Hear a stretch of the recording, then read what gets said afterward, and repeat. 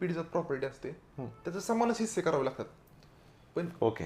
सगळ्या मुलांमध्ये समजा पिढीजात प्रॉपर्टी आली त्याला एखाद्या वडिलाला 4 मुलं आहेत तर 4ही मुलांमध्ये त्यांना समानच करावं लागतं जरी एखादा लाडात असला तरी. पण त्या विरुद्ध दुसरं की स्वकष्टाची प्रॉपर्टी असते ते आपण 4 पैकी एकच लाडात आहे तर त्याला एकट्याला देऊ शकतो का? अगदी अगदी तेच म्हणतो ना, स्वकष्टाची प्रॉपर्टी असली तर ती माझी मालक आहे, माझी मर्जी. हे पॅटर्न चालतं की बाबा मला एक कुटुंबातल्या व्यक्तीला सोडून दुसरं कोणाला तरी द्यायची तरी मी देऊ शकतो. मला ती प्रॉपर्टी 100 रुपयाची असो, मला 10 रुपयाची विकायची तरी मी विकू शकतो. बरोबर. म्हणजे मला कोणी रोखू शकत नाही कारण की ती माझी स्वतः मालकीची प्रॉपर्टी.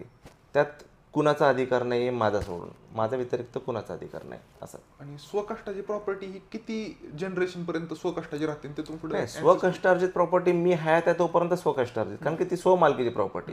माझ्यानंतर माझ्या मुलांना ते प्रॉपर्टीमध्ये समान हक्क. तिथून पुढच्या पिढीला पण ती अँसेस्ट्रल मग तिसऱ्या पिढीनंतर पण ते अँसेस्ट्रल प्रॉपर्टीचं ते चेंज होती.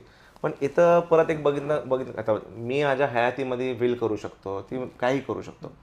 ते परत ते कॉन्सिक्वेन्सेस त्याचे बघितले पाहिजे कसं होतं. म्हणजे मी विल्हेवाट लावून गेलो त्या प्रॉपर्टीची तर मग जनरली वाद टाळतात अशा संदर्भात. म्हणजे बहुधा आई वडील हयात असताना त्यांनी काहीतरी विल्हेवाट लावून घेतली पाहिजे. संपूर्ण व्हिडिओ पाहण्यासाठी आमच्या YouTube चॅनलला भेट द्या.